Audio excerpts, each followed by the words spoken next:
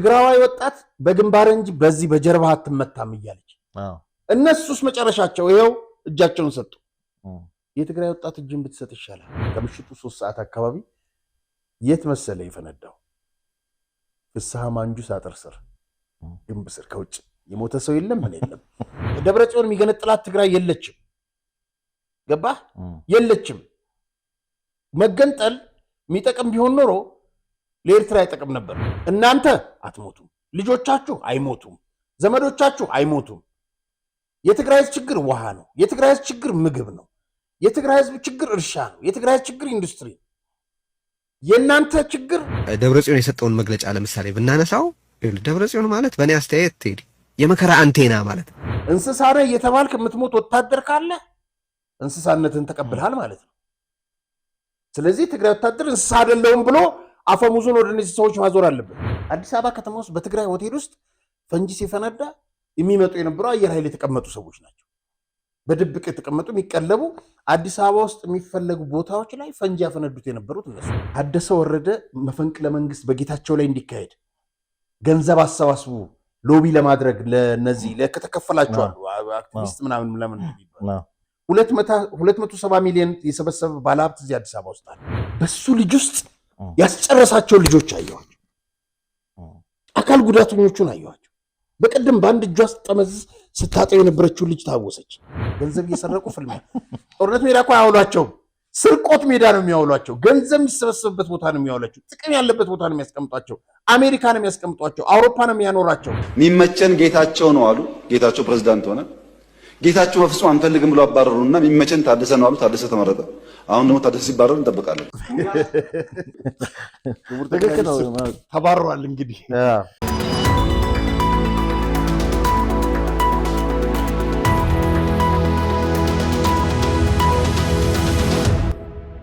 በ7 ዓመታት ጊዜ ውስጥ ብቻ ከ7 በላይ ሳይቶችን ጥንቅቅ አድርጎ ገንብቶ አስረክቦ ከ350 በላይ አባወራዎችን የቤት ባለቤት ያደረገው ቤቶችን በተመጣጣኝ ዋጋ በመሸጥ እውቅናን ያገኘው እንዲሁም ከኢትዮ ሪል ስቴት አዋርድ የክብር ሽልማትን የወሰደው ድርጅታችን ቴምር ፕሮፐርቲስ አሁን ተራው የእናንተ ነው ይላቸዋል። በቅርቡ ባወጣቸው ሳር ቤት ቫቲካን ኤምባሲ አቅራቢያ እና በአዋሪ የሚገኙ ሳይቶቹ ላይ እስከ 35% የሚደርሱ እውነተኛ ቅናሽ አዘጋጅቶ የቤት ባለቤት ይሁኑ ይላቸዋል። ባለ 3 መኝታ ቤቶችን ከ9.9 ሚሊዮን ብር ጀምሮ ካለምንም ወለድና ተጨማሪ ክፍያ ቤቱን በኢትዮጵያ ብር በመዋዋል ይግዙ ይሎታል። እንዲሁም ነጋዴው ከሸማቹ ጋር በቀላሉ እንዲገናኝ ሸማቹን ፍላጎቱን በአቅራቢያው እንዲያገኝ ዘንድ የሺዎች መኖሪያ በሆነው ገላን ኮንዶሚኒየም እና ተክለ ሃይማኖት መሃል ላይ የንግድ ሱቆችን ከ500,000 ብር ቅድመ ክፍያ ጀምሮ እየሸጠን ነው። ሳይቶቻችንን ለመጎብኘትና ለበለጠ መረጃ አሁኑኑ ይደውሉልን። ሰላም ጤና ይስጥልኝ ተመልካቾቻችን፣ እንደምን ሰንብታችኋል? የምትመለከቱት ኢትዮ ዴይሊ ቻናላችን ነው። ዛሬም እንግዲህ እንደተለመደው ወቅታዊና አዳዲስ መረጃዎችን ወደ እናንተ ለማድረስ ጋዜጠኛ አርያ ተስፋ ማርያምና ሮቤል ምትኩ እዚህ ስቱዲዮ ተገኝተናል። መልካም ጊዜ እንደውላችሁ ከወዲሁ ተመኘን። አርያ እንዴት ነህ? ሰላም። ዛሬ እንግዲህ በርከት ያሉ ርዕሰ ጉዳዮች አሉን። ወደዛ ከማለፋችን በፊት ግን በፕሮግራማችን ላይ ያላችሁን ማንኛውንም አስተያየት፣ መረጃዎችና ጥቆማዎችን በቴሌግራም ቻናላችን 0993082062 በጽሁፍ መልእክት ልታደርሱን ትችላላችሁ። መልሰን ወደ እናንተ የምናቀርብ ይሆናል። እንግዲህ አጫጭር መልእክቶች አሉን ባኔም ባንተም በኩል። እዚህ ጋር ዶክተር አብርሃም በላይ ይታያሉ። ምንድን ነው ከላይ መዘክር አባዲ ዘሙ ነው እንግዲህ ጻፈው፣ በትግርኛ ነው ጻፈው። መዘክር ነው ወቀ የአባዲ ዘሙ ልጅ ጓደኛ ነው ሲል የሚገርም ነው ግን እውነት ይላል እሱና ዶክተር አብርሃም በላይ ከፕሪቶሪያ ውል ስምምነት ከተፈረመ ጀምሮ እስካሁን 9 ትልልቅ ፕሮጀክቶችን ያስመረቀው እውነት ነው። እና ይሄ እኛ ሰዎች ደግሞ ወደ ኤርትራ ኮንትሮባንድ የሚሸጋገሩበት ጭንጫ መንገድ ነው ያሰሩት። 37 ቢሊዮን ሲደመር 284 ቢሊዮን የወርቅ ብር በልተው አንድ ጭንጫ ነው የሰሩት እና የሚያሳፍር ነው የሚለው። መልካም። ሌላው እንግዲህ 51ኛውን የቲፒኤልኤፍ ከበረውን በዓል ህወሓት እንግዲህ የሚባል የለም መቼም እና እነዚህ አካል ጉዳተኞች ናቸው። አብርሃም በላይ እንግዲህ ሁለት ሆኖብን ዶክተር አብርሃም በላይ ጋዜጠኛ ነው። ሄዳው በጣም ነው የምወደው ወዳጄ። እንደዚህ ብሎ ጽፏል። ይህንን ስዕል አስደግፎ በሰላም ሆነ በኃይል ህወሓት እንደ ድርጅት ከጠፋ ከሞት የተረፉት የ3 ትውልድ ገዳይ መሪዎችም ተይዘው ፍርዳቸውን ከተቀበሉ የትግራይ ህዝብ ከ50 ዓመት በላይ ካሰቃየው ፖለቲካ ካንሰር ይፈወሳል ብቻ ሳይሆን ዳግማዊ ልደቱ አድርጎ ያከብረዋል። ተዳክሞ የቆየው ኢትዮጵያዊነትም እንደ አዲስ ይላበሰዋል። ይህ የኔ እምነት ወደ ትግሉ ዛሬ ጠዋት ዘሎ ዘው ብሎ የገባ እንግዳ በዛሬዋ የተከሰተች የፖለቲካ አቋሚ ሊመስለው ይችላል፣ ግን አይደለም። እውነት ነው። የረጅም ዓመት የአብርሽ አቋም። አብርሽ እናመሰግናለን። መልካም። ሌላው እንግዲህ በዚህ በዩቱብ ቻናላችንም እንዲሁ በቴሌግራም መልእክት ከደረሱን ውስጥ አንዱን እናቅርብ። የዶክተር ብርሃን አበራ ነው። የእሳቸውን ሀሳብ እናቀርባለን። ሰላም አርያ፣ እኔ ዶክተር አብይን በጣም ነው የማደንቀው። ጥሩ ነገሮችን ሰርተዋል ከአንድ ነገር ውጭ፣ እርሱም የጸጥታ ሁኔታ ነው። ጠቅላይ ሚኒስትራችን ጦሩን በማጠናከር ኢትዮጵያ እንዳትርፈስ ታድጓል።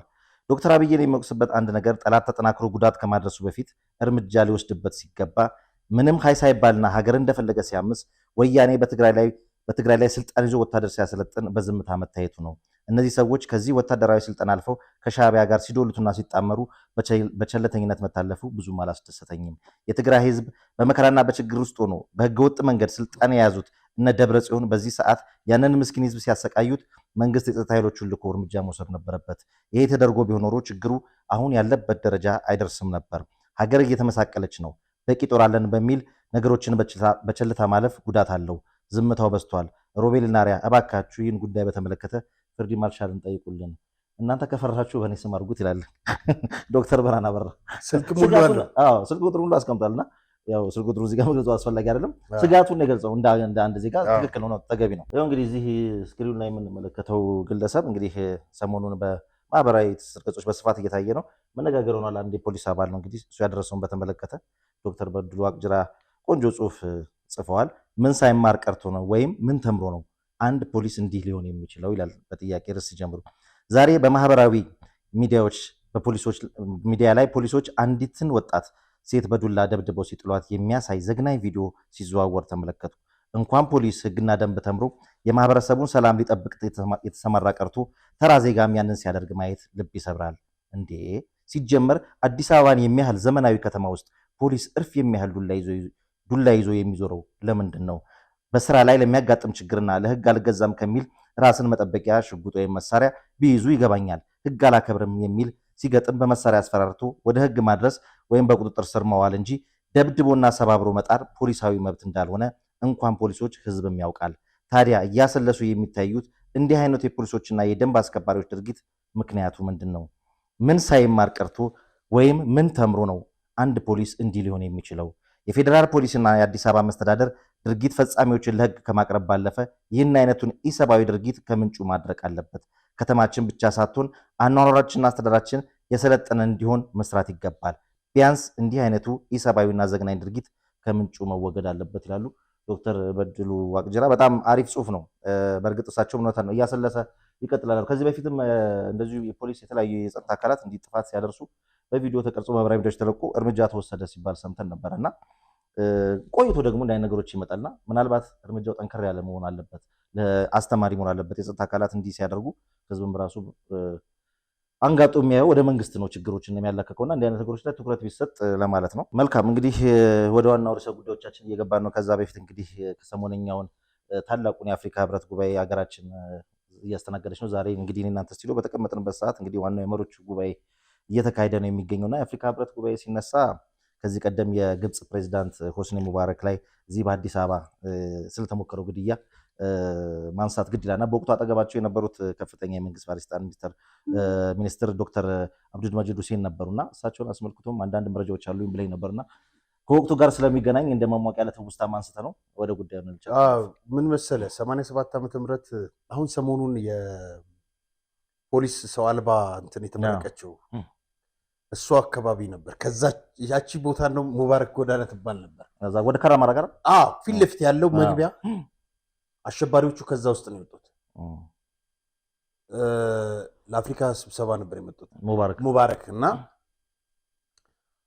የተቀበሏቸው አሁን በህይወት የሌሉት ዶክተር አብዱል መጂድ ሁሴን ነበሩ። በወቅቱ የኮሙኒኬሽን እና ትራንስፖርት ሚኒስትር አንድ ላይ የተቀናጀ ነበር ሚኒስትር ነበሩ እና አጋጣሚ ሙባረክ የመጡባት መኪና የራሳቸው መኪና ነች፣ ጥይት የማይመታው ነው። አሸባሪዎቹ መኪናቸውን እየነዱ መጡና እንደተበላሸ አድርገው ላንድ ክሩዘሩን አቆሙት። ከዛ በኋላ እዛ ጋር የነበረው ትራፊክ ፖሊስና እንትኑ ምንድነው መሳሪያ በወቅቱ ታጋይ ነው የሚባለው እነሱ ሁለቱ መኪናውን እንዲገፉላቸው ጠየቋቸው። የሱዳን አውሮፕላን መብረር ከሚገባው 1 ሰዓት ሌት ሆኗል። አዲስ አበባ ቦሌ ኤርፖርት ስሙን ዘነጋሁት። አሸባሪ ዋናው በሬዲዮ ይዞ እንትን ያደርግ የነበረው እነዚህኞቹን ትእዛዝ ይሰጣቸው የነበረው እሱ ነበር። ግብፃውያን ይመስሉኛል፣ ነጮች ናቸው፣ አረቦች ናቸው። እና በዛ ሰዓት የሚመላለሱ ደህንነቶች ቼክ ለማድረግ እንዳሁን አልነበረም ቴክኖሎጂ። በሚመላለሱበት በመኪና አንድ ሁለት ጊዜ ቼክ ታደርጋለህ ከቤተ መንግስት እስከ ቦሌ ያለውን መንገድ። እነሱ የሚቀመጡባት ደህንነቶቹ መኪና ውስጥ የሬዲዮ ግንኙነት ካለ ምናምን ይጠልፋል። እኔ ማቃቸው ደህንነቶች ነበሩ በወቅቱ እና እነሱን የነገሩኝ እና የሆነ ሲግናል አለ ግን መጥለፍ አልቻሉም። ምን እንደሆነ ሊገባቸው አልቻለም። ከዛ በኋላ በትእዛዙ መሰረት ይሄኛው መኪና መጥቶ እንደዚህ እየገፉት እያለ ከኋላ ወርደው አንደኛውም እየገፋ እያለ ሁለቱንም ይገላቸዋል። መሳሪያ የታጠቀውንም እንትኑ ነው እና ይወድቃሉ። ሌላኛው መኪና መጣ፣ ሁለቱም መንገድ ዘጉ እና ወርደው በክላሽኑን የሙባረክ መኪና ላይ ያርከፈክፉት ጀመር። ግን የሚገርምህ ነገር እኮ በኋላ ላይ መኪናው ሲገኝ ላውንቸር ያልተተኮሰ ነበር ተገጣጥሞ። እሱ የሚተኩሱት ይገሉት ነበር። በዛ ሰዓት አብዱል መጂድ አጠገባቸው ነበሩ። ሪፖርተር ላይ ሰጡትን ነው የምናገረው። ላያቸው ላይ ወደቁ፣ ሙባረክ ላይ እንዳይመቱ ማለት ነው። ግን አጋጣሚ ጥይት የሚመታው መኪና አይደለም። ከዛ በኋላ ፎቅ ላይ የነበረ አንደኛው ጠባቂ አነጣጥሮ ተኳሹን ይገለዋል፣ አንዱን ያቆስለዋል። በዛ ሰዓት መኪናቸውን አስነስተው አመለጡ። ይሄ እዚህ ላይ የምናየው የሀየሎም ገዳይ አብዱል ማነው ጀሚል ያሲን ጂሚያስኮ የሚል ድርጅት ነበረው። ለአሸባሪዎቹ መኪናቸውን ያከራየው እሱ ነበር። እና ይህ ሰውዬ እንግዲህ ያልገባበት ቦታ የለም። መጨረሻ ላይ ሀየሎምን አጠፋቸው። ስለሱ ታሪክ በነገራችን ላይ የሚቀጥለው እንመጣለን፣ ማንገድላቸው የሚለው እና አመለጡ። አንድ እችኛዋን የሄዱባትን መኪና ላውንቸሩ ሳይተኩስ ምን ሳይል የተገኘ ኮከበ ጽፋ ትምህርት ቤት ጋር አቁመውት በሌላ መኪና ሄደዋል። የሱዳን አውሮፕላንም ያንን አሸባሪ ይዞ ወጣ። የኢትዮጵያ መንግስት ከሱዳን ጋር የተቃቃረው የዛ ጊዜ ነው። አሸባሪውን ስጠን አልሰጥም። ከዛ በኋላ አሜሪካንም ኤምባሲዋን ዘጋች፣ ኢትዮጵያም ግንኙነት አሻከረ። ሙባረክም ሹፌሩን እንትን አድርገው ተመለስ ብለው ወደ ኤርፖርት ሄዱ፣ ተመለሱ። የግብፅ ሚዲያዎች ተመልሰው አየር ላይ ስለነበሩ ሙባረክ የግብፅ ሚዲያዎች ምንድነው የቀሰቀሱ የነበረው በወቅቱ የግብፅ ህዝቦች ተነስ፣ ሙባረክን ኢትዮጵያ ነሳችህ፣ ገደለችብህ፣ እንደዚህ ምናምን ነገር ነበር። ጦሩ በተጠንቀቅ እንዲቆም ምናምን ነበር ሲቀሰቀስ የነበረው። ግን ሙባረክም ሀገራቸው ገቡ። ከዛ በኋላ የሰጡት መግለጫ ግን እነዛን አሸባሪዎች ጠባቂዎችን የገደሉት ነው ያሉት። ግን አይደለም፣ ሁለቱን የገደሏቸው የወቅቱ ጥበቃዎች ናቸው። ከዛ በኋላ መንግስት እነዛን ፎቶዎች አገኘና በቴሌቪዥን እነዚህን ያየ የጠቆመ ገንዘብ እንደሚሰጥ ውለታ ምናምን ተባለ። የት መሰለ ሾላ አካባቢ ያለ አንድ እንትን ምንድነው ነዳጅ ማደያ አጠገቡ ነበር። አሁን ይኑር አይኑር አላውቅም። እዛ አጠገብ ነው ቤት ተከራይተው የያዙት። የሚከራዩት ደግሞ በኢትዮጵያውያን፣ እነሱ ራሳቸው አይመጡም አሸባሪዎቹ። እና በዛ ተከራይተው ነበር። ረጅም ኦፕሬሽን ነበር እና ቤቱ ተከበበ። እጃቸውን እንዲሰጡ ተጠየቁ። በጣም ብዙ መሳሪያ የያዙት በተለያየ አቅጣጫ ተኩስ ከፈቱ። መጨረሻ ላይ በጎማ ታንክ ነው እንደዚህ ነገር ገቡባቸው። ያው ከአንዱ በቀር ሁሉም ተገደሉ። እና የአፍሪካ ህብረት ሲታወስ የሙባረክ እንትን ይታወሳልና መልካም 31 ዓመት ወደኋላ የነበረውን ነገር ከወቅቱ ጋር በማያያዝ እንግዲህ የአፍሪካ ህብረትን በማስመልከት እንደ ትውስታ አጋርተናቸዋል። አሪፍ መረጃ ነው። ወደ ዋናው ርዕሰ ጉዳያችን ሄድ። በትግራይ ጊዜያዊ አስተዳደር ትናንትና እንግዲህ በድብቅ የሆነ ነገር አለ። ምንድን ነው እርሱ ነገር? ከዚህ ጋር ተያይዞ እንግዲህ የትግራይ ክልል ፕሬዚዳንት የሆኑት ታደሰ ወረደ በምን ሁኔታ ላይ ይገኛሉ የሚለው እሱም ራሱ አነጋጋሪ ነውና አሁን ላይ ትግራይንስ ራሱ እያስተዳደራት የሚገኘው ማን ነው? በጣም ጥሩ እንግዲህ ታደሰ ወረደ በትላንትናው ዕለት መፈንቅለ መንግስት ተፈጽሞባቸዋል። ሞንጆሪኖ ፕሬዚደንት ሆናለች። ይህንን ትዕዛዝ የሰጠው ሻዕቢያ ነው። የተረጋገጠ መረጃ ነው። ታደሰ ወረደ የቁም እስረኛ ሆኗል። እንግዲህ ከትግራይ የሚመጡ መረጃዎች እንደሚያመለክቱት የፌዴራል መንግስት በአስቸኳይ ገብቶ ጉዳዮችን እንዲያስተካክልና ነገሮችን መስመር እንዲያስይዝ ነው። ይሄ መፈንቅለ መንግስት ተከናውኗል። እንግዲህ ታደሰም እጁን አግኝቷል። በነገራችን ላይ በዚህ አጋጣሚ አንድ ነገር እንደ ትንቢት ነው መሰለኝ ጠቅላይ ሚኒስትሩ የተናገሩት። እስቲ እንያቸው። የሚመቸን ጌታቸው ነው አሉ። ጌታቸው ፕሬዝዳንት ሆነ። ጌታቸው በፍጹም አንፈልግም ብሎ አባረሩና የሚመቸን ታደሰ ነው አሉ። ታደሰ ተመረጠ። አሁን ደግሞ ታደሰ ሲባረር እንጠብቃለን። ትክክል ነው። ተባረዋል። እንግዲህ የሚሆን ነገር ነው ማለት መጀመሪያ የሚጠበቅና የሚታሰብ ነገር ነው። መልካም። እዚህ ስክሪን ላይ የምንመለከታቸው ዶክተር ደብረጽዮን መግለጫ ሰጥተዋል እና በዛ ጉዳይ ላይ ምን ጉዳዮች ተነሱ የሚለውን እሱን እንሰማለን። ምናልባት የእሳቸው መግለጫ ከጊዜያዊ አስተዳደር ፕሬዚዳንት አሁን እንግዲህ በዚህ ባለው ሁኔታ እንግዲህ መፈንቅለ መንግስት የነበሩት እያልን ነው የምንቀጥለው። ከጊዜያዊ አስተዳደሩ ፕሬዚዳንት ግን በቃ የሚገርምህ እኮ ያው ከሻዕቢያ ጋር ባላቸው ግንኙነት መሰረት የስብሃት ቤተሰብ ነው ያው አሁን አደመን የሚመራው። ስለዚህ ሞንጆሪኖን ከፊት አምጥቶ ይሄ ሰውዬ ምን እንደሚሆን አላውቅም። እና በነገራችን ላይ በቃ ትግራይ በአብዛኛው የሻዕቢያ ሰራዊት ተጠለቅልቆባታል ማለት ይዘውታል። ሜካናይዝድም ገብቷል።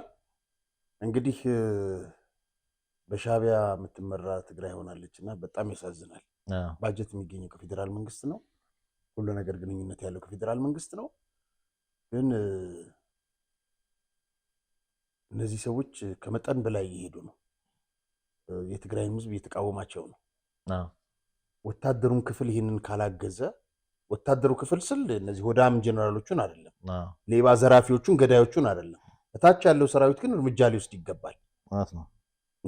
ምናልባት የደብረጽዮን መግለጫ እርስ በርሱ ከታደሰ ወረደ ከነሱት ወይም ደግሞ እሳቸው ከሰጡት መግለጫ ጋር የሚጋጭ ይመስለኛል እርስ በርስ እና እስቲ ዘርዘር አድርገን ነው። እሺ ምን መሰለህ የካቲት 11 ለትግራይ ህዝብ ምንም ያመጣለት ነገር የለም። 51ኛ የሚሆን 50ኛ ዓመትም ቁጥር ከመቁጠር ውጭ ምንም ያመጣለት የፈየደለት ነገር የለም እና የካቲት 11 እንግዲህ ሲታወስ ጄኖሳይድ የተፈጸመብን ነው። እሱን እያሰብን ነው ምን እንትን ምንለው አለ።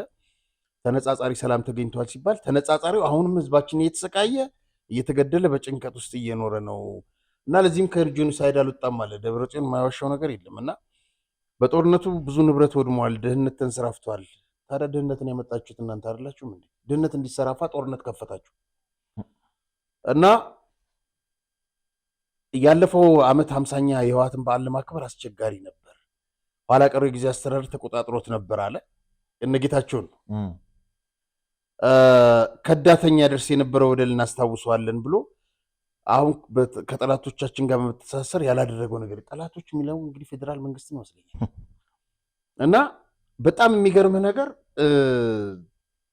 እየደጋገመ ብሔራዊ ከሃዲው ብሔራዊ ከዳተኛው ይላል ነጌታቸውን እና ወደ 11 ጊዜ ነው በ3 ደቂቃ ውስጥ ያነሳው ብሔራዊ ከሃዲው እያለ እና ቀጠለና በተለይ በደቡብ ትግራይ ነጥለው ብሔራዊ ከሃዲ ቡድን እያበጣበጠ እዚህ ራያን ምናምንን ማለት ነው። እሱንም አረጋግተነዋል አለ። ያው በፈሙዝ ነው ያረጋጉት እና ምን አለ መሰለህ አሁን ዘንድሮ ካለፈው ዓመት የተሻለ መሆን ችሏል። ህወሓት፣ የትግራይ ሰራዊት፣ ጊዜያዊ አስተዳደር አንድ ሆነው በትግራይ ህዝብ ጥቅም ላይ በአንድነት የሚንቀሳቀሱበት ከጎረቤቶቻችን ጋርም የነበረው ያለመግባባት ወደ ተሻለ ግንኙነት ከኤርትራ ማለት ነው የህዝብ ለህዝብ ግንኙነት የፈጠርንበት ካለፈው ዓመት የተሻለ ዝምድና፣ ጉርብትና፣ የተሻለ ሰላም የፈጠርንበት ነው። ይሄ ማለት ጽምዶ ብሎ አምኗል፣ በቀጥታ አምኗል እና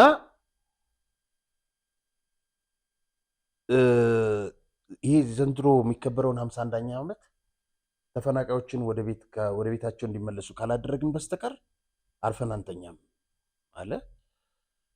አሁንም ዳግም የጦርነት አደጋ እየመጣ ነው እና መልኩን ቀይሮ እየመጣ ነው። የመጀመሪያው ጄኖሳይድ ነበር፣ አሁን ደግሞ እና የህልውና አደጋ ቅድሚያ መታየት ስላለበት ነው። ምን እንደለ ታውቃለህ? የቅድሚያ መሆን አለበት ሉዓላዊነታችንን ማረጋገጥ። ስለዚህም የራስን እድል በራስ የመወሰን የማረጋገጥ ጉዳይ ተገቢ ከባድ ትግል የሚደረግበት መድረክ ውስጥ እንደገባን ማወቅ ያስፈልጋል። ይኸውልህ ህዝቡን እንዴት እንደናቁት እኛ ምንልህን ተቀበል ነው። ደብረጽዮን የሚገነጥላት ትግራይ የለችም። ገባህ? የለችም። መገንጠል የሚጠቅም ቢሆን ኖሮ ለኤርትራ አይጠቅም ነበር። 50 ስንት ዓመታቸው ከተገነጠለ 30 40 ዓመት ከዛም በላይ ነው እንጂ ለኤርትራ አንድ የሰራላትን ልማት ንገረኝ። አንድ ኢሳያስ አንድ የሰራለት ነገር የለም። ኢትዮጵያ ግድብ ህዳሴን ሰራች ሲባል ድልድይ ያስመረቃል። እሱ ቅድም መዘክር እንዳለው እነዚህም ሰዎች ወደ ኤርትራ ኮንትሮባንድ የሚያስገቡበትን ድልድይ ነው ያስመረቁት። ስለዚህ ዝም ብለህ ህዝቡን እና ወደዚሁን የምትለው ነገር አይደለም። እና የተደራጀብንም አሁን በተደራጀ መልኩ መታገል ይጠይቃል፣ ያስፈልጋል። እድሜ ልክ ስለ ጦርነት ነው፣ ስለ ልማት የሚያወሩት ነገር የለም። 3 ዓመት ስማቸው አንድ ነገር የሰሩት ነገር የለም። በትግራይ ያለም ከትግራይ ውጭ ያለውም ትግራዋይ ከጎናችን ሊሰለፍ ይገባል። እንደ ትግራይ አዲስ ሌላ ፈተና መጥቶብናል። በቆየብን ፈተና ላይ ሌላ አዲስ ፈተና ነው። አንድነታችንን ሲረብሹ የቆዩ አሉ፣ ከፋፋዮች አሉ ምናምን ይላል። እኔ ማን እንደሆነ አላውቅም። እና የትግራይ ህዝብ የካቲት 11 ላይ የተለየ ታሪክ የፈጸመበት ዕለት ነው። የትግራይ ህዝብ አሸናፊነት የተረጋገጠበት ነው። ማን ነው የሚያሸንፈው? አሁን ስለ ደርግ የሚወራ ከሆነ ደርግ ከወደቀ ስንት ዓመቱ? 30 ምናምን ዓመቱ፣ 35 ምናምን ዓመቱ። ስለምንድን ነው እነዚህ ሰዎች የሚያወሩት?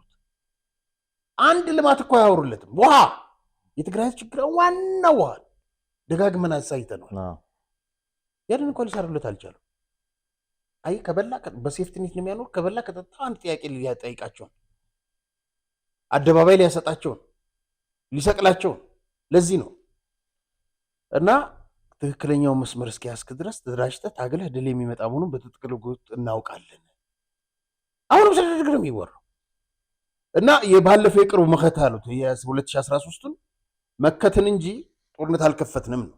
እና ሙሉ ድል ባይሆንም አለው ይሄ 2013 ነገር ግን ከብዙ ኃይል ጋር ገጥመን ተዋግተን ህልውናችንን አረጋግጠናል። 1 ሚሊዮን ሰው ገብሮ ህልውናችንን አረጋግጠናል። እነዚህ ናቸው ትግራይ የሚመሩት።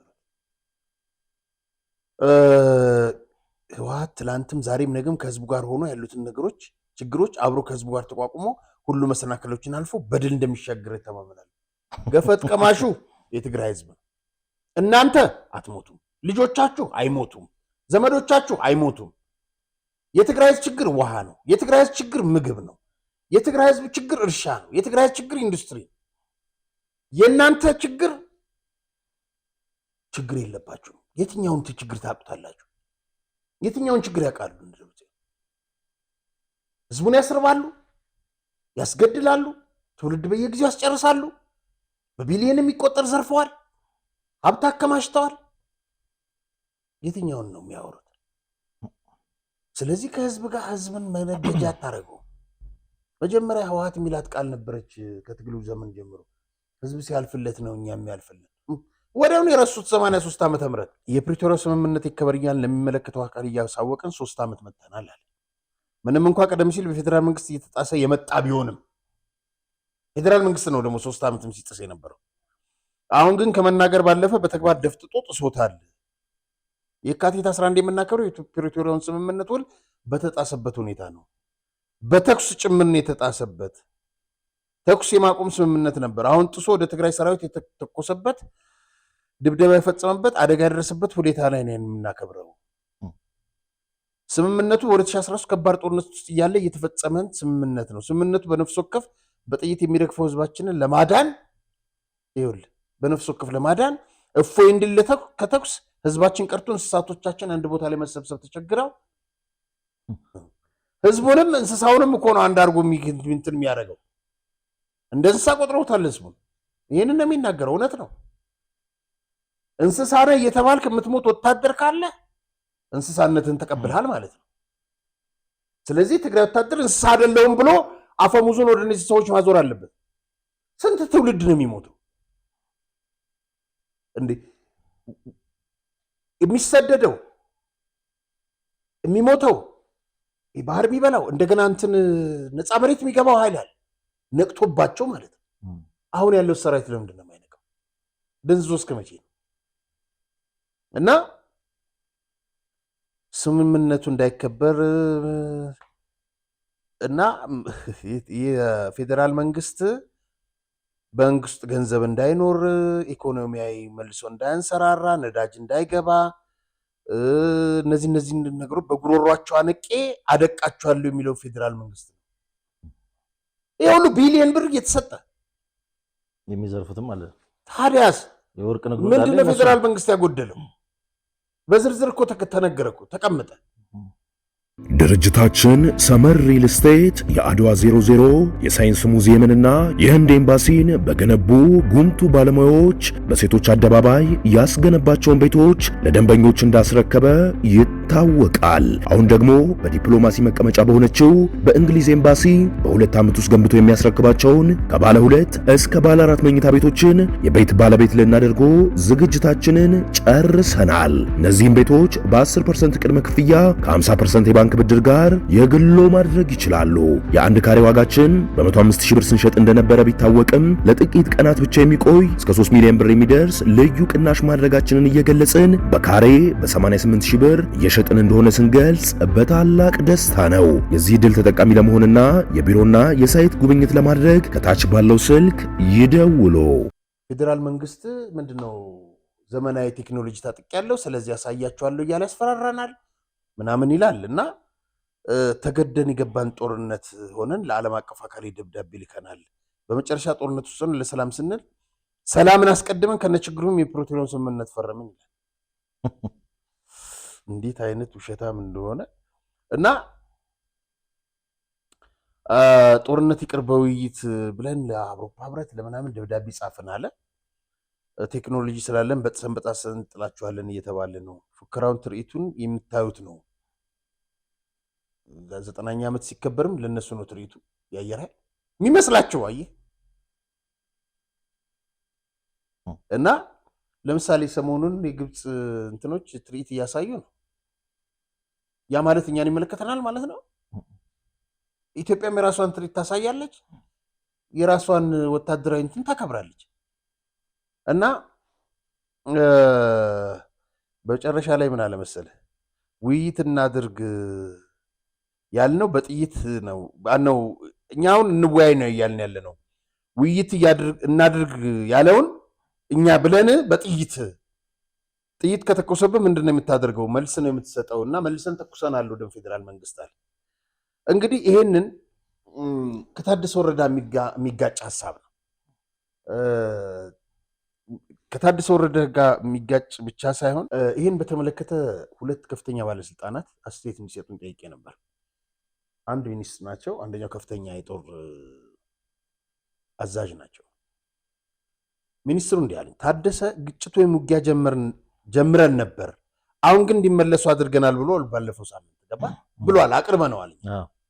በሰጠው መግለጫ ገባን እንትን ለማድረግ ምንድነው ጫና ለመፍጠር ለውይይት ከዛ በኋላ ወጣን ያለው። አሁን ደብረጽዮን ደግሞ ፌዴራል መንግስት ነው ግጭቱ ውጊያ የጀመረው እያለ ነው። ያው ውሸታቸው የለመድነው ነው አሉኝ ሚኒስትር። ግን የለም ፌዴራልን የጀመረው ብለው ይዘላበዳሉ። ራሳቸው እንደጀመሩ ታደሰ እውነቱን በመናገሩ አሁን እንደዚህ እኛ አይደለንም አልጀመርንም በማለት ለማጭበርበርና ለማደናገር መሞከር ማሰብ ምን ያክል ለህዝብ ያላቸውን ንቀት የሚያሳይ ነው። ደብረጽዮን በመግለጫው በግልጽ ያመነው ከሻዕቢያ የሱዳኑ አልቡርሃን ግብጽ ጋር ግንኙነት እንደፈጠሩ ለጦርነት የሚሆን ትጥቅ እንዳስገቡ ዝግጅት እንደጨረሱ ገልጸዋል። አንዳቸው የአደመ ቡድን አባል ወጥቶ አላልንም ብለው ለመዋሸት እንደሚሞክሩ አያጠራጥርም ብለውኛል እኚሁ የሚኒስትር። እንግዲህ በሌላም በኩል የጠየቋቸው ከፍተኛ የጦር አዛዥ ምንድን ነው ያሉኝ? የህወሓት ታጣቂ ጸለምት አልነበረም፣ ተከዘ ማዶ 3 ዓመት ቆይቷል። ተመልከት፣ ጸለምት በፕሪቶሪያው ስምምነት ኮንቴስትድ ኤሪያ ነው። ለምን 3 ኮር ማይጸብር ያሻግረህ መከላከያ ባለበት መጣ የሚለው ጋዜጠኛ በሌለበት ይዋሻል። እውነት ነው። ጋዜጠኛ ጠይቀልማ ደብረጽዮን ሲፈጠሩ ጀምሮ ውሸታም ነው። የእውነት ታሪክ የለውም። ታደሰ ተሳስቶም ቢሆን ሐቁን ተናግሯል።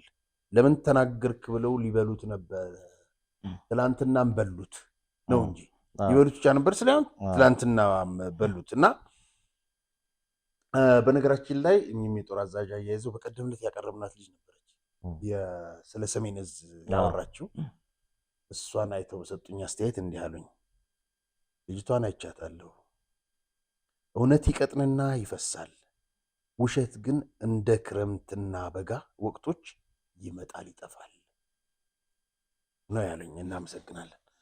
እንግዲህ ከዚሁ ጋር በተያያዘ እስቲ ስለ ደብረጽዮን ቴዎድሮስ የቀድሞ ወዳጅ ምን እንዳለ እስቲ እንስማው። ደብረጽዮን የሰጠውን መግለጫ ለምሳሌ ብናነሳው ደብረጽዮን ማለት በእኔ አስተያየት ቴዲ የመከራ አንቴና ማለት ነው። ልክ አሁን አንቴና ስትዘረጋ የሆነ ነገር ለመሳብ ነው አይደለም? የሆነ ሲግናል ለመሳብ ነው አይደለም? ደብረጽዮን የመከራና የጦርነት ሲግናል እየሳብ የሚያመጥ ይህን ያህል ህዝብ ካስፈጀህ በኋላ አንተ መጀመሪያ አደባባይ ላይ ወጥተህ በዚህ ድፍረት ለመናገር ሰው ብትሆን ይሄ ድፍረት ሊኖር አይችልም ነበር። ሪሞርስ ሊሰማ ይገባ ነበር። ጸጸት፣ እስካሁን ያወደምኩት ይበቃል፣ እስካሁን የተሳሳትኩት ይበቃል ልትል ይገባ ነበር። እንዴ በህዝብ ህይወት ላይ እኮ የማይገደብ የመሳሳት ነጻነት እኮ የሚባል ነገር የለም። የማይገደብ የመሳሳት ነጻነት የሚባል አለ እንዴ? የምን የመሳሰሉ ህልም ያላቸው ወጣቶችን ህይወት እየቀጠፍክ እንዴ? መኪና በነዳጅ እንደሚሄድ ሰው በአየር እንደሚኖር ደብረጽዮንና መሰሎቹ በደም ነው የሚኖሩት፣ በንጹሃን ደም። ይሄ በጣም አሳፋሪ ነገር ነው። ግን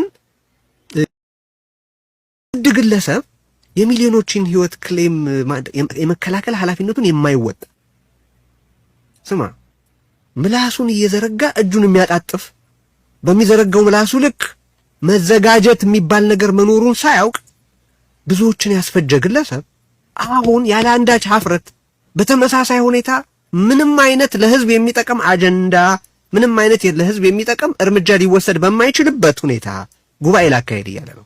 ኤግዛክትሊ ያኔ ይፎክር እንደነበር ብዙዎችን እኮ ያሳሳተው ያኔ። ይሄ እንግዲህ ትንሽ ቆየት ቢልም በትክክል ገልጾታል። ይህን ስንስማ ረሃብ የህወሓት መልክ ነው። ረሃብ የህወሓት ሰብስታንስ ነው። ህወሓት ተግቶ መፍጠር የሚችለው ደብረጽዮን ተግቶ መፍጠር የቻለው ይህንን ረሃብ ነው። ነገራችን ላይ እኔም ማዝነው የሆነ ቦታ የሆነ ሰው የሆነ ያክል ውድመት አድርሶም ስቲል በስልጣን ሊቀጥል በፖለቲካ ውስጥ ሬሌቫንት ሆኖ ሊቀጥል የሚችልበት ሁኔታ መኖሩ ነው የሚያሳዝነው። በትግራይ ውስጥ የትኛውንም ወንጀል ፈጽመህ ፖለቲካ ውስጥ መቀጠል ትችላለህ። ህወሓት ውስጥ ጦር በአንድም በሌላ መንገድ የምትወሸቅበት እስከሆነ ድረስ ምንም ብለህ ምንም አድርገህ መቀጠል ትችላለህ። ከዚህ ቀደም እውነት ነው እኛም ስንለው የነበረው ነው። ቴዲ እናመሰግናለን። እውነት ነው። እንደው በዚህ ጉዳይ አሁን ቴዲም እንደገለጸውም ከሆነ ያው እኛ ሁሌም ደግመን ደጋግመን እናመንሳው እነዚህ ግፈኞች የትግራይን ህዝብ የማይወክሉ ሰዎች መከራውን ሊጭኑበት ዳግም ደግሞ ስቃይ ውስጥ ሊከቱት ያሰቡት ዋናው የመከራው ቀማሽ የትግራይ ህዝብስ በደብረጽዮን አስተያየት ላይ ምን አይነት ነገሮችን አቅርቧል? እሱን ደግሞ ብናየው የተሻለ ነው። በጣም ጥሩ። በትግርኛ የተጻፉ ናቸው። ሮቤል ግብረ መልሶቹ እዛው ወይን ሚዲያ ላይ ነው ተለጥፈው ያገኟቸው አንዳንዶቹ። እኔ ሳሎን እንትና አውጥቶ ጽፎት ነው እና ምን ይላሉ መሰለ 99% እንዳለ ተቃውሞ ነው በትግርኛ የተጻፉት ናቸውና ደጋግሞ ለሚዋሽ ሰው ማንም የሚያምን የለም። አንድ የስትራቴጂ ውድቀት የመሪነት እንዳለ በፀሐይ የመሰከረና በግብርም ሚሊዮኖችን አሳልቆ 40% ህገ መንግስታዊ መሬት ትግራይ ተወረረ የሚል ቡድን ምን አይነት ይሄ አሁን መጥቶ የበግ ለምድ ለብሶ መጥቶ ሊያታርልል ይሞክራል። ማንስ ሊያምነህ? ዳንኤል ግርማይ ባለ አንድ አይን ያለው በምን አይጫወትም፣ አንድ በር ያለው አይለግስም። ሀያት መሐመድ ማን ነው የትግራይ ህዝብ ወኪል ያደረጋችሁ? ስለ ፓርቲ ለምን አታወራም? ሳሚ ወዲ ትግራይ ህወሓት መጥፋት አለባት። እድሜ ልካችንን በድህነት ውስጥ አኖረን በሰላም የሚፈታ ትላለች። ከትግራይ ህዝብ ጋር በሰላም ያልተፈታ ያልተ መነጋገርና መልፍታት ያልቻልክ ከሌላ ወገን ጋር እፈታለሁ በሰላም የምትለው ምን አይነት ደንቆሮ ነህ አንተ? 100% የነዚህ ጠባብ ጉጅሌ አሌት ምንድነው ቡርናዊ ነው የሚላቸው እና የፌዴራል መንግስት ጦርነት ያወጀበት ምንም ምክንያት የለም። ከጀመረም ህወሓትን እንደፈለገ ይበላት። ከህወሓት ጋር አብሬ አጓራለሁ ምትል ካለ ሜዳው የሚያውልህ ሚዛን ገብረስላሴ አንድ መሪ ራቅ ልንገራችሁ። ለትግራይ ጥቅም የምትሰሩ ከሆነ አቅም፣ ብቃት፣ ተገዳሽነት የላችሁም እናንተ። ኢንኬዝ ፍላጎት እንኳ ቢኖር ፍላጎት ሊኖራችሁ ይችላል፣ ግን ፍላጎት ብቻ ዋጋ የለውም። ስልጣናችሁን አሁን ለወጣቱ አስረክቡ። በጣም ብዙ አስተያየት ናቸው እና ሁሉም አብዛኞቹ ተቃውሞ ናቸው። መልካም። የመቀሌ ከንቲባ እንግዲህ ዶክተር ረዳይ ካድሬዎችን ሰብስበው ስለ ጽምዶ ያደርጉት ንግግር አለና እዛ ላይ ምን ነገሮችን አነሱ የሚለው እናያለን። ከትናንት በስቲያ ደግሞ እዛው ከትናንት በስቲያ ምሽት በመቀሌ የተከሰተ ፍንዳታ አለና ማን ነው ያፈነዳው? እሱን በዚህ ጉዳይ ከንቲባው ምን አሉ የሚለውን አንድ ላይ ያይዘን ነገር ይሄ ከንቲባ ዶክተር ነኝ የሚለው ሰብስቦ በግልጽ ከጽምዶ ጋር ጽምዶ ከሻዕቢያ ጋር ፈጥረናል። የፌዴራል መንግስት እንግዲህ ጠላት ካደረጋቸው ፋኖ ሻዕቢያና ስለሆነ ከነሱ ጋር አብረን እንሰራለን፣ መንግስትን እንዋጋለን።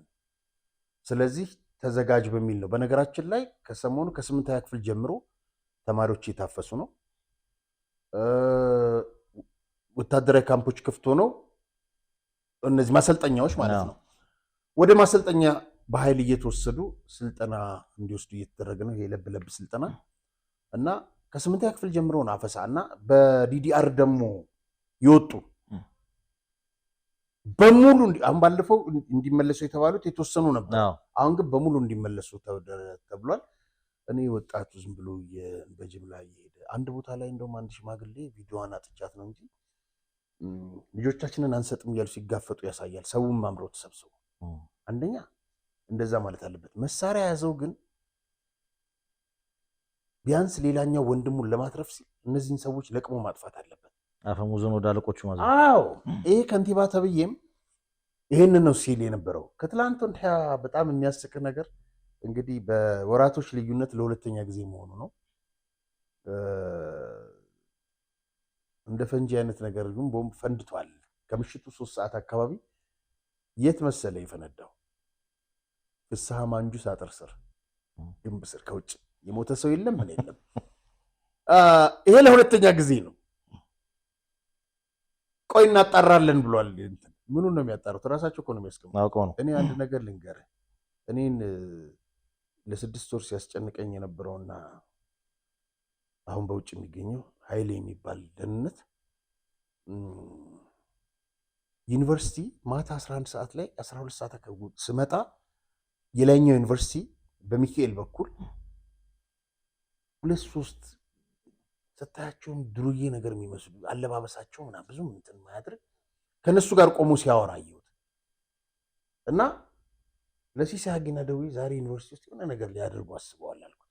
ምርጫ 97 ቅስቀሳ ምናምን የነበረበት እየተጋጋለ የመጣበት ወቅት ነበር።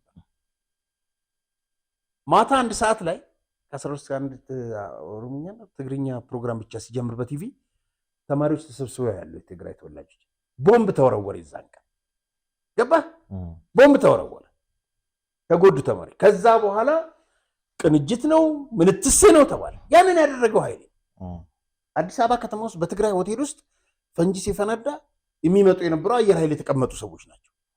በድብቅ የተቀመጡ የሚቀለቡ አዲስ አበባ ውስጥ የሚፈለጉ ቦታዎች ላይ ፈንጂ ያፈነዱት የነበሩት እነሱ ናቸው። ዛሬ ደግሞ ትግራይ ውስጥ ገብተዋል። ከዛ አሁን የሚሰማቸው የለም። ይሄን ድራማው አልቆባቸዋል። በፊት ኢትዮጵያ ላይ ተፈጽሙት የነበሩትን አዲስ አበባ በየትኛውም በብዙ ክፍለ ሀገራት ኦነግ እንደዚህ ፈጸሙ። ትግራይ ውስጥ ትግራይ ሆቴል እኮ ራሳቸውን ያፈነዱት 5 ፈንጂ። ስለዚህ ይሄንን አምጥተህ ትግራይ ላይ ድጋሚ ያን ድራማ ይሰራልኛል ብለህ የሚያስቅ ነው።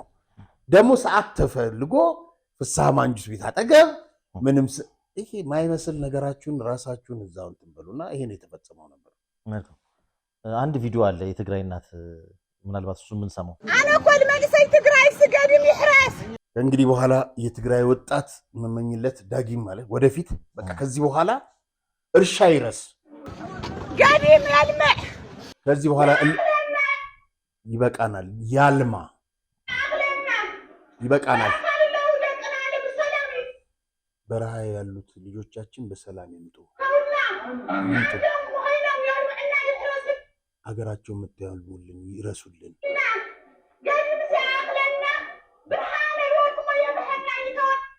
ብርሃን ያላችሁት ብርሃን ያብራልን ይሄን ሰውዬ ይመስለኛል የሚሉት አልገባኝም ግን ህዝቡ እዚህ ጋር ጨበጭባል ይበቃናል ጦርነት ነው የሚሉት ይበቃናል መልካም አሁን እንግዲህ ካነሳናቸው ከትግራይ ጋር ካለው ውጥረት ጋር በተያያዘ እንግዲህ የቀድሞ የፌዴሬሽን ምክር ቤት አፈጉባኤና የህወሓት ከፍተኛ አመራር ወይዘሮ ኬሪያት ኢብራሂም እሳቸው በቃለ ምልልሳቸው ምን ብለዋል? የጠቅላይ ሚኒስትር አብይ አህመድ መንግስት በትግራይ የአስቸኳይ ጊዜ አዋጅ እንዲያውጅ ጠይቀዋል። በቀድሞ የህወሓት አመራሮች ትግራይ የጦር አውድማ ልትሆን ነው፣ ሻዕቢያ የትግራይን ድንበር ጥሶ በመላ ትግራይ ገብቷል ያሉት እንግዲህ ኬሪያት ጠቅላይ ሚኒስትሩ የአስቸኳይ ጊዜ አዋጅ ሊያውጁ ይገባል ብለዋል። የቀድሞ የፌዴሬሽን ምክር ቤት አፈጉባኤና የህወሓት ከፍተኛ አመራር ወይዘሮ ኬሪያት ኢብራሂም በትግርኛ ቋንቋ ከሚታተመው ጋር ባደረጉት ቃለ ምልልስ ላይ ያነሷቸው ነጥቦች አሉ። እነሱን የተወሰኑትን መርጠን እናያለን። እንግዲህ በቃለ ምልልሳቸው ትግራይ ሻዕቢያ የሚራኮትባት ስፍራ ሆናለች ወይም ክልል ሆናለች። በክልሉ በጣም አደገኛ አስፈሪ ሁኔታ ነው ያለው። በችግር ውስጥ የሚገኘው ትግራይ ህዝብ ከፌዴራል መንግስት ጎን መቆም አለበት። ከመከራ ለመውጣት ከዚህ ውጭ አማራጭ የለንም። የትግራይ ህዝብ ሀገሩን የሞጋት ጥቁር ታሪክም የለውም። ትግራይ የጦር አውድማ መሆንም የለባትም። ከጥፋት ኃይሎች ጋር ባለመተባበር አስተላለፋችንን ማስተካከል ይገባናል ብለዋል። ህዝብ ለጦርነት የሚሆን ገንዘብ እንዲለግስ የተጠየቀ ነው። ሁሉም በጦርነቱ እንዲሳተፍም እያስገድዱ ነው ብለዋል። ቅድም እንዳነሳ ነው አፈሳውን ጨምሮ ማለት ነው። በትግራይ ሰላም እንዲሰፍን ከተፈለገና ችግሩ በህጋዊ መንገድ ሊፈታ ካልቻለ የአስቸኳይ ጊዜ አዋጅ ሊታወጅ ይገባል። ምክንያቱም በትግራይ ስርዓት አልበኝነት በከፍተኛ ሁኔታ ነግሷል ብለዋል። እና እሳቸው እንግዲህ ስጋታቸውን ከወዲሁ ገልጿል። አስቸኳይ ጊዜ አዋጅ ታወጅ ማለት እንግዲህ ቀደም ሲል እንደነሳ ነው ባለፈው ፕሮግራማችንም አሁንም ጠቆም እንዳደረግ ነው የትግራይ እንግዲህ የኤርትራ የተደራጀ ሜካናይዝ ጦር ገብቷል። እንግዲህ ከባድ መሳሪያዎች ከገቡ ሜካናይዝ ከተጠናከረ መሳሪያዎች ሊተኩሱ አቆብቁበዋል ማለት ነው። ስርዓት አልበኝነቱ ነግሷል። ስለዚህ መንግስት አስቸኳይ እርምጃ ይውሰድ እያለች ነው። ትክክለኛ ነው። እንግዲህ እዚህ ጋር አንድ ነገር አስታውስከኝ ሮቤል፣ እነዚህ በሙሉ እንግዲህ ስብሃትን ጨምሮ ቤተሰቡ ይሄ ራሱ አብርሃም ተከስተ እነዚህ አሁን ጦርነት እንዲነሳ ከፍተኛ ከሻዕቢያ ጋር እንትን እያደረጉ ያሉት እነዚህ ናቸው። የትግራይ ወጣት ማስተዋል ያለበት እነዚህ በሙሉ ቀስቅሰው እቺ ራሷ የቅዱሳን የስብሃት እህት ትግራዋይ ወጣት በግንባር እንጂ በዚህ በጀርባ አትመታም እያለች እነሱስ መጨረሻቸው ይኸው እጃቸውን ሰጡ። የትግራይ ወጣት እጅን ብትሰጥ ይሻላል ወይ እነሱን ብታስወግድ ይሻላል። ምርኮኞቹ መጨረሻቸው ይኸውልህ ተመልከት። ይሄ ነው አዋግተው አስጨርሰው። ይሄ ነው እነሱ አንድ መታወቂያ ያገኘሁኝ እንደውም ቆይ የሚቀጥለው ፕሮግራም እናሳያታለን። አዘጋጅቶ ስሙን ቀይሮ አባይ ወልዱ መጀመሪያ ሲጃዝ አብዲ ነኝ ምናምን ነበር። ሌላ መታወቂያ አለ ወይ እናመጣዋለን። እና ሌላ መታወቂያ አዘጋጅቶ አንተ ስም ቀይረው ይሄን ያክል ፈሪዎች ናቸው። ስብሃት እዚህ ጋር ተመልከት ምንድነው የሚለው ብዬ እዛ አካባቢ የነበሩትን ሰዎች ለመጠየቅ ሞከርኩ። መኪና ላይ አልገባም አላቸው። በመጀመሪያ በትግርኛና በእንግሊዝኛ ካልሆነ አማርኛ አላወራም አላቸው። አንድ ነገር አስታወስከኝ፣ እችን እቀጥልልሃለሁ። ሰሞኑን አንድ ሰው አየሁኝ፣ አንድ የህወሓት ጀነራል ኢንሳ ውስጥ ነበረ ማለት ነው። ሳንቲም የሚሉት አማርኛ በናገሬ በጣም ይቆጨኛል፣ እጠየፈዋለሁ ምናምን ብሎ የጦርነቱ ጊዜ ተናገረ። ዶክተር አብይ የስድብ ምንድነው ጅራፍ ያዘንብ ነበረ። ሂልተን ዳገቱ ጋር ልጁን ይዞ ወክ ያደርጋል።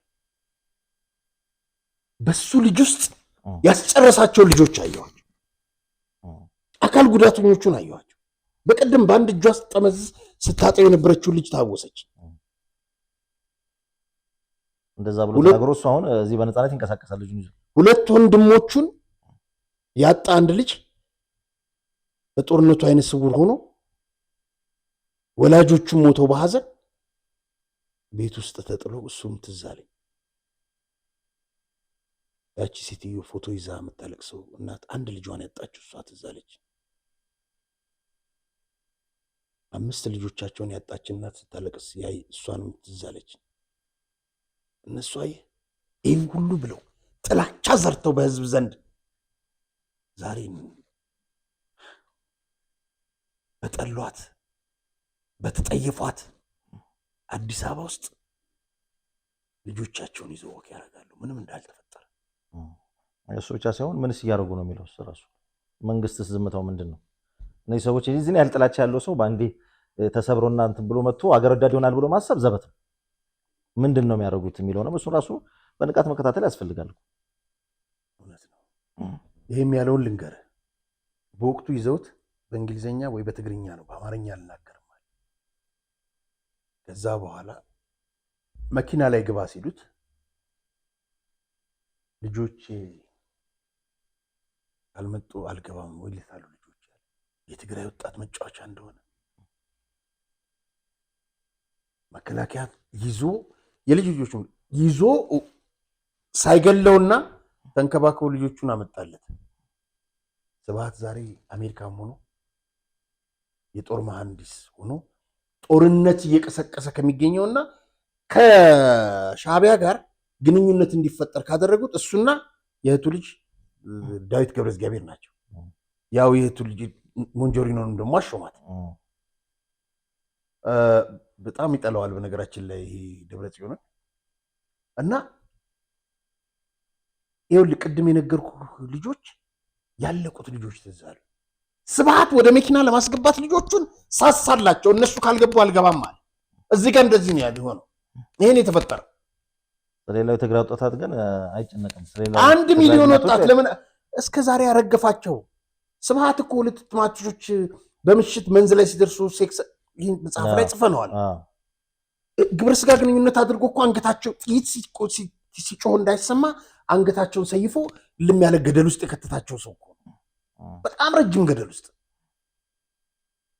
በዚህ ምክንያት አንድ ኮሎኔል ተሰቃይቷል። በወቅቱ እዛው ቦታ ላይ ነበረ። አንተ ነችን ነገር የጻፍከው ለምን የነገርከው ላራያ ብለው ታጋይ ነው እንትን ብዙ ዋጋ ከፍሎበታል። ብዙ ተሰቃይቷል አለ በህይወት ግን በጣም ብዙ ስቃይ ያሳልፋል። እና እነ ስብሃት ለልጆቻቸው እንደዚህ ነው የሚጨነቁት። ለዚህ ነው የትግራይ ወጣት አሁን መሞት የለብህም አሁን መንቃት አለብህ። ልጆቻቸውን በቅፋቸው አድርገው አሜሪካን ገብተዋል። የቅርብ ጊዜ በጣት የሚቆጠሩ የ2 እና የ3 ዓመታት ትውስታ እኮ ነው። ታዲያስ ያለፈውን ብንቶ ብንረሳው ማስታወስ ቢከብድ የአሁኑ ከበቂ በላይ ነው። በረሃ ላይ የሚያጠፋው ይሄ መዓት ነው። ባልና ሚስት እኮ አስገድሏል እኮ ስብሃትና መለስ እንትናን በሬ ሻዕቢያን ጀነራል ቤላ ካምፕ ሚስቱ ገደለችው ብለው ሁለቱንም በተኙበት ገለው እሷ እንደገደለችው አድርገው ክላሽ አሳቅፈዋት። ይሄን የሰሩ ሰዎች አሉ ነው ለስላሴ እዚህ ከተማ ውስጥ እና ተመልከተው። ይሄን ኮሎኔል ዮሐንስ ይባላል። ያው እና እዚህ ጋር አልገባም ብሎ ነው የሚያስቸግራቸው። ልብ በል የትግራይ ወጣት ግን እየተገፋ እነዚህ በፊት በረሃ ላይ በነገራችን ላይ እጅን ከሰጠህ ትገደላለህ። በራሳ በነሱ በታጋዮቹ ግብ ስትመለስ እጅ መስጠት የለብህም ራስ ማጥፋት አለብህ። እነሱ ላይ ግን አይሰራም። ወደ ኋላ ሲሸሽ የነበረው ምግብ እኮ 10 ምናምን እኮ ነው የጨረሳቸው። ወደ ኋላ የሚሸሸው ነጌታቸው ያውቃሉ ይሄን። ስለዚህ ትግራይ ወጣት አትሙ ብትችል እጅ መሳሪያቸውን ጥለው የሚሄዱ አሉ። መሳሪያቸውን ይዘው ወደ አፋር ወደ ምናምን የሚገቡ አሉ። ትክክለኛ ውሳኔ። ለማንም ስትል መሞት የለብህም። እነሱ እንደዚህ ነው እጃቸውን የሰጡት። መልካም እንግዲህ በቀድሞ ህወሓት በአሁኑ በአደመ ቡድን ላይ በፌዴራል መንግስት የተወሰደ የተባለ እርምጃ አለና ምንድን ነው እሱ? በጣም ጥሩ። እግዱ ባላቸው የባንክ ሂሳብ እዚህ ባስቀመጡት እንግዲህ ለጦርነት እየተንቀሳቀሱ ካሉት የሰራዊት አመራሮች፣ የአደም አመራሮች ወይም በምርጫ ቦርድ የታገረ ህወሓት እና አንዳንድ ባለሀብቶች አጠቃላይ የ251 ሰዎች የባንክ አካውንት እንዲታገድ ተደርጓል። በጣም ትክክል ነው። ለምን መሰለ? እኔም ማቃቸው ለጊዜው ስማቸውን አልጠራም። ታደሰ ወረደ መፈንቅለ መንግስት በጌታቸው ላይ እንዲካሄድ ገንዘብ አሰባስቡ ሎቢ ለማድረግ ለነዚህ ለከተከፈላቸው አሉ አክቲቪስት ምናምን ለምን ይባላል 270 ሚሊዮን የሰበሰበ ባለሀብት እዚህ አዲስ አበባ ውስጥ አለ። የነሱ ታገደው ያላቀ። ስለዚህ ያ ነገር መካሄዱን ግን አውቃለሁ 100%። ዛሬም ለጦርነቱ እያዋጡ ነው እንዴ። ሎጂስቲክ ስንዴና ዘይት ምናምን ተብሎ የጦር መሳሪያ እኮ የሚገዛው አሁን ዘርኦ ሆኗል። 4 ቢሊዮን እኮ ነው የመደቡለት። 800 ቢሊዮን እንደተቀበለ በደንብ ማስረጃ አለ። የሰላም አምባሳደር ነኝ እያለ ዘሩ እየተመላለሰ ነው። በአካልም ተገናኝተን ነበር ስብሰባ የጠቅላይ ሚኒስትሩ ስብሰባ ይቅርታ ምንም በቃ አለፈ ምናምን አለኝ። አዎ አልኩት። ግን አሁንም ተመልሶ እዛው ቦታ ላይ ነው ያለው። ተመልሶ መሳሪያ እየገዛላቸው አይተኙም እነዚህ ሰዎች። ለማንኛውም በመንግስት የተወሰደው እርምጃ ተከታዩን ይመስላል። ዶክተር ደብረጽዮን ገብረ ሚካኤል ማዓሾ በስሩ አስኳል ገብረ ኪዳን ገብረ ማርያም የምትባላለች፣ 2 ፈትለወርቅ ገብረ እግዚአብሔር አብርሃ፣ 3 ዶክተር አብርሃም ተከስተ መስቀል ቀደም ያየነው ምርኮኛው ወደ ሌብነት ገብተዋል። ጌታቸው አሰፋ አበራ ደህንነቱ ይሄ ማለት ነው። አዲስ ዓለም ባሌማ አባይ አዲስ ዓለም ዶክተር ሰለሞን ኪዳኔ ዘገየ በጣም እኮ የሚገርም ጠቅላይ ሚኒስትሩ ሲያበረታታው የነበረ ወጣት ልጅ ቅድም ተማርኮ ያየው ማለት ነው። አማኑኤል አሰፋ ተኬ፣ ኪሮስ ሀጎስ ገብረ እግዚአብሔር፣ ብርጋዴር ጀነራል ፍስሐ በየነ ገብረ ኪዳን ፈንጂ ይዛ ቤቱ ደጃፍ ያስቀመጠው ማለት ነው።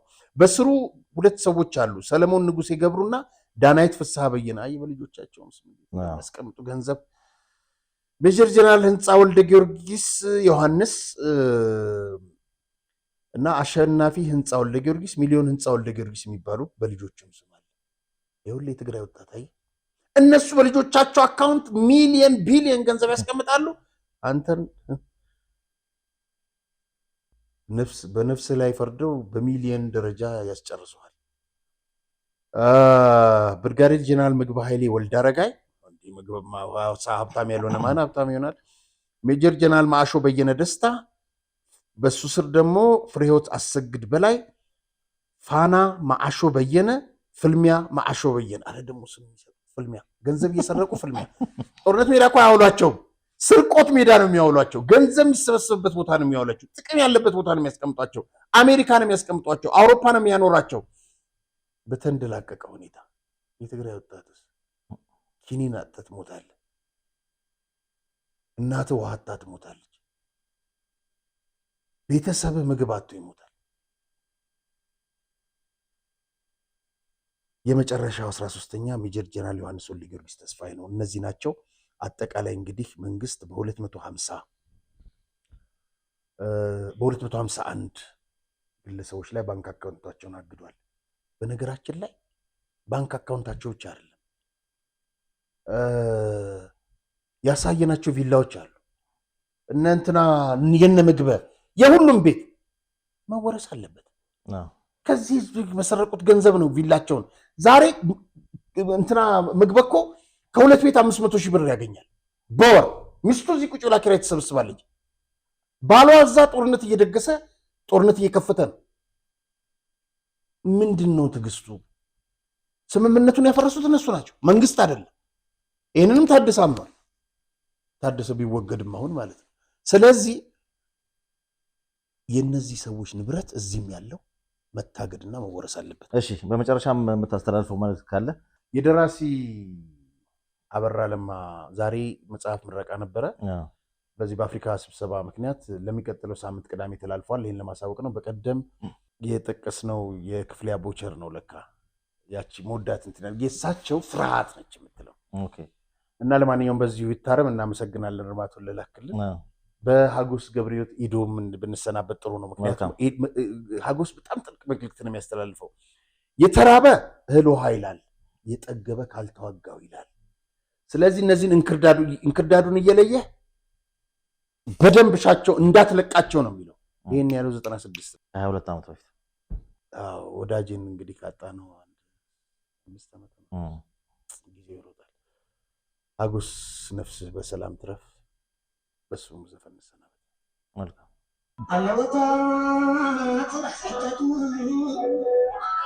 አሉ ነገ የሚጠየቁ አለው ታጽባህ ተተቱ በጥንት የቀን ጻውቱ ፈቃስ ብርሃን የጸሎቱ መልክ ነብም ስለመኛታቱ ሄደ ጉዳያን ይብቃቱ ሄደ ጉዳያን ረፉ አላልንም ወይ በጠዋቱ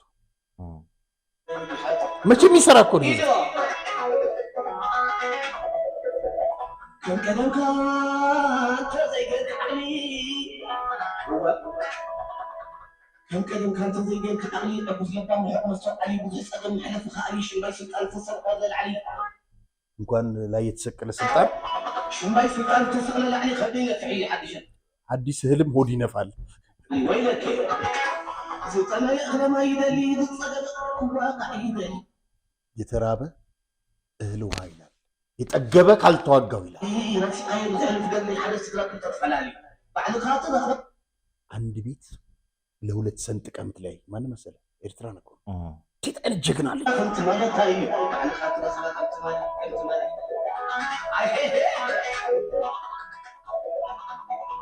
يا حزبنا يسد ይሻላል ያልነው የባሰ ሆነ። ካለፈው ስርዓት ጋር እያነጻጸረ የባሰ ሆነ።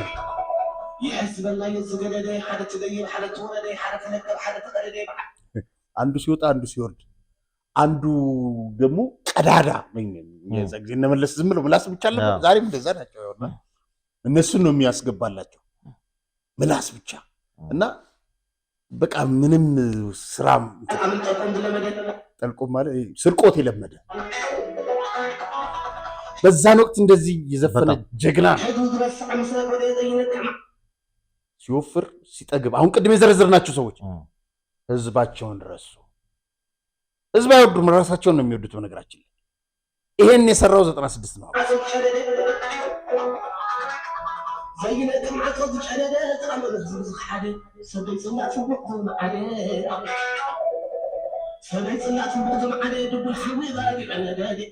የተዳፈነው እሳት ተቆሰቆሰ እና ጥሩ በጣም አሪፍ መልእክት ነው።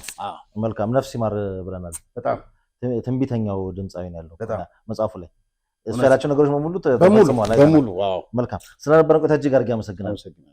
የተከበራችሁ ተመልካቾቻችን የዕለቱ መሰናዷችን ይመስል ነበረ። ፕሮግራሙን አዘጋጅተን ወደ እናንተ ደረስላችሁ ጋዜጠኛ አርያት ማርያምና ሮቤል ምትኩነን ዳግም በሌላ ዝግጅት እስክንገናኝ ድረስ እስከዛው ሰላም ቆዩ።